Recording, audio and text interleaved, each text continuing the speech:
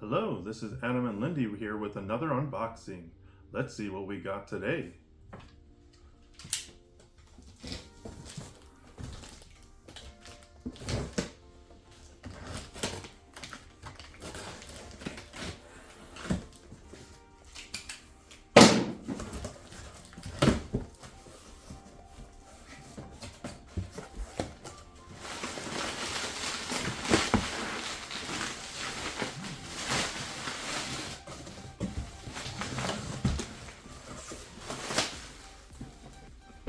Looks like we got Santorini.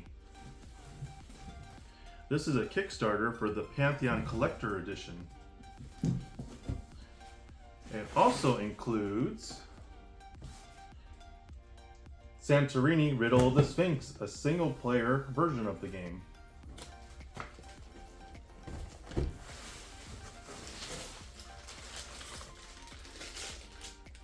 Also included was the Santorini Acrylic Token Pack.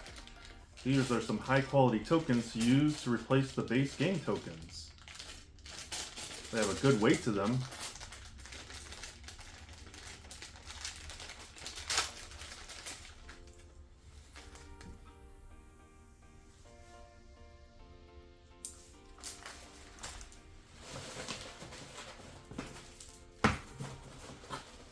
Also available with this Kickstarter, I was able to add on the Radlands Cult of Chrome expansion.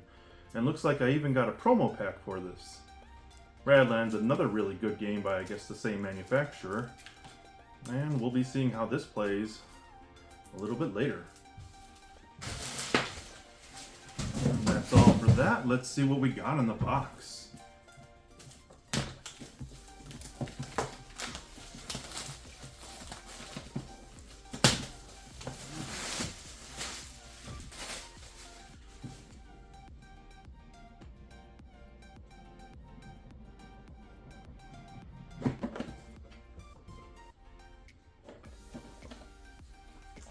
Alright, so first off we got the many little pieces for the buildings.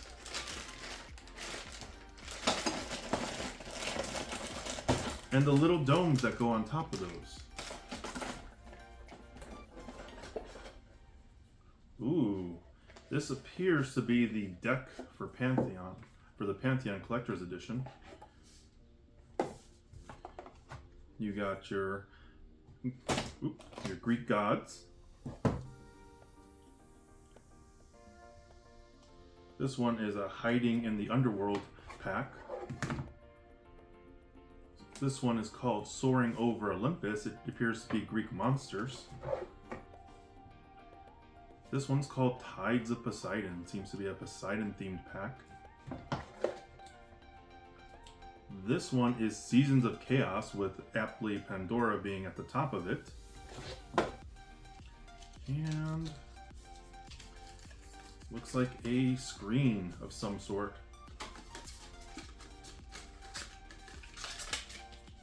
The artwork on this is superb. One of the main reasons why I funded this one.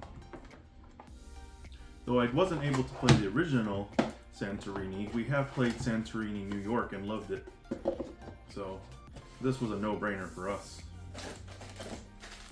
Ooh, look at that beautiful silk bag.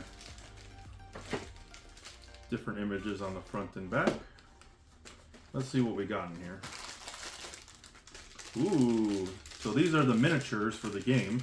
Depending on your player number, there should be 4 different colors available.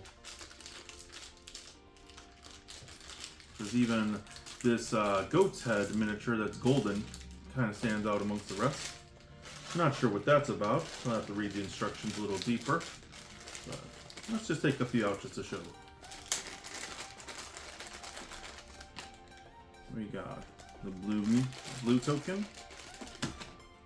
Oops. And we got a brown token. And we got a white token. I'm pretty sure there was 4 players to this game, so maybe this is for a different mode. We'll see. There's actually still another baggie over here that we could go into next. But for now, we're just going to put this on the side. Alright. That's that. And here's another bag. Different image on each side, also made of silk. Ooh, and we got some more tokens. These are really beautiful. I'm pretty sure these are acrylic as well. I might have just bought myself an extra pack of acrylic, but that's okay. These are really nice tokens. Fortunately, it's not a reusable bag, so we'll have to bust that open, but I'm sure they just intend you to put it in here. Also, very interestingly, this piece is not a cardboard, it's actual acrylic as well. We also got acrylic standees. Looks like a couple of serpents.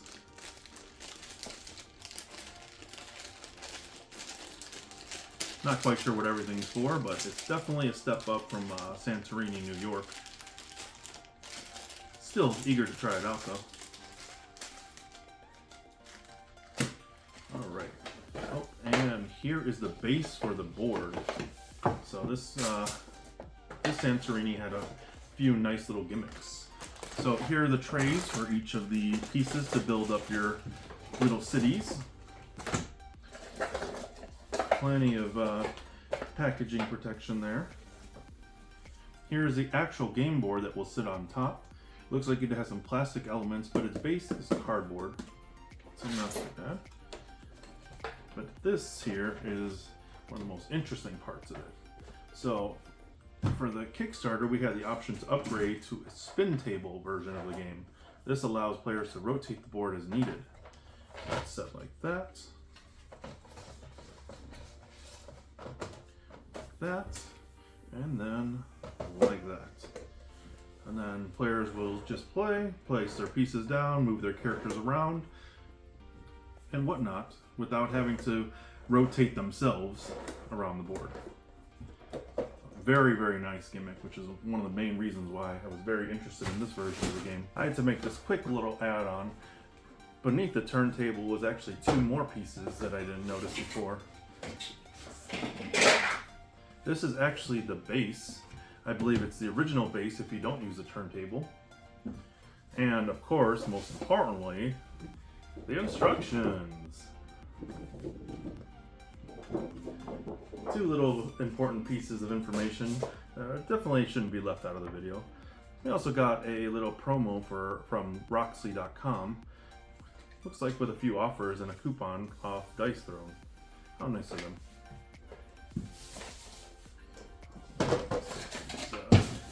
Wait for now. Let's explore what we got in the solo box. So this Kickstarter also featured a solo campaign called Riddle of the Sphinx. I thought this was just going to be a book, but it looks like they made this a whole modular section that you could just hop right on and play. We also have tokens. Oh, that actually might be what these acrylic tokens are for. It's probably, yeah, that is it. The acrylic tokens are an upgrade for these tokens here for the solo player mode. Solo player also features its own decks and looks like, ooh, look at that nice dice they got there.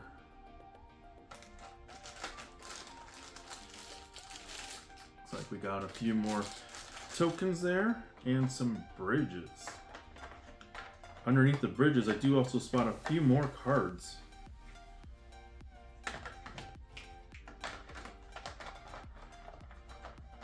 It is to be noted that the cards had an option to upgrade to what they call the synth cards, which are supposed to be more flexible and don't really require sleeving.